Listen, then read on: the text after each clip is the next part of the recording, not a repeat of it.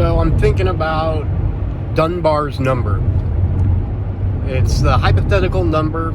I think it's typically like anywhere from like 150 to 300, but it's the amount of like social acquaintances and friends the average person can maintain, and both maintain a social relationship and be aware of them personally and maintain those emotional connections.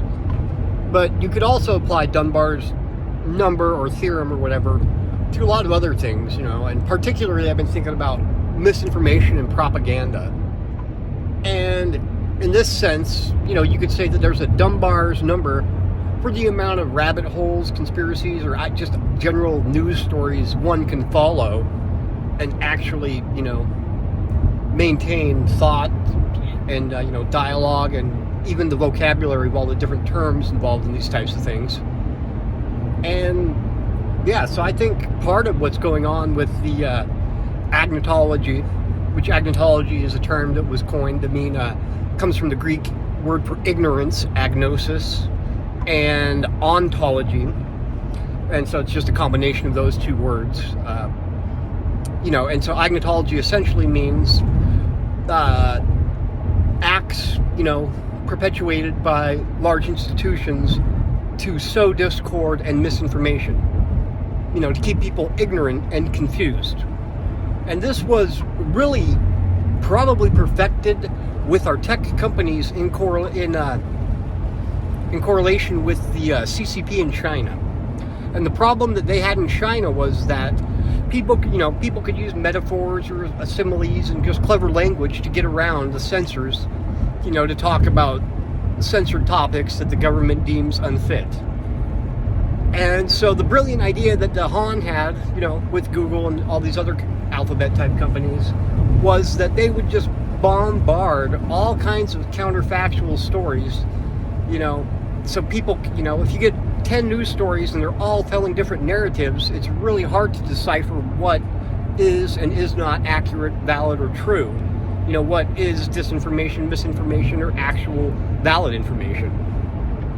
And so just like Dunbar's number, we can only really maintain around 200, tops 300 people, with deep, meaningful relationships.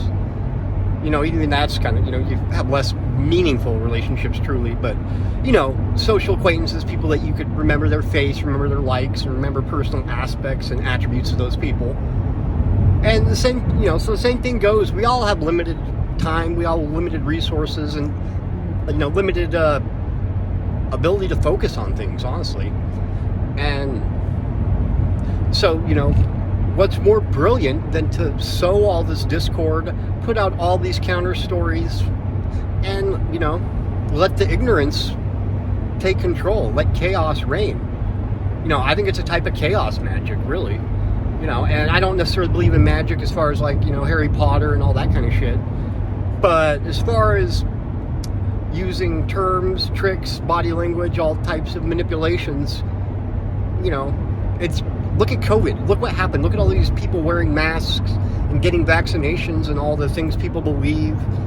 It's impossible to take that stuff seriously and not believe in magic. We could say that, their limbic system is hijacked, that their emotions are being manipulated. And that's the same thing, so you could, it's the same thing whether we're talking with psychological terms or if we're going to use more esoteric or, magic with the K type terms. But ultimately, it's a mechanistic thing and they serve the same function. And so, with the Ministry of Propaganda, that didn't last as long as CNN Plus even. That's pretty bad, but we'll get a hoot out of the new press secretary for the White House, I'm sure. We're just entering lovely Darby, Montana. So, see how this audio and video turns out. But yeah, that's my blather for the day. My daily ramble. Good day, America. Good day.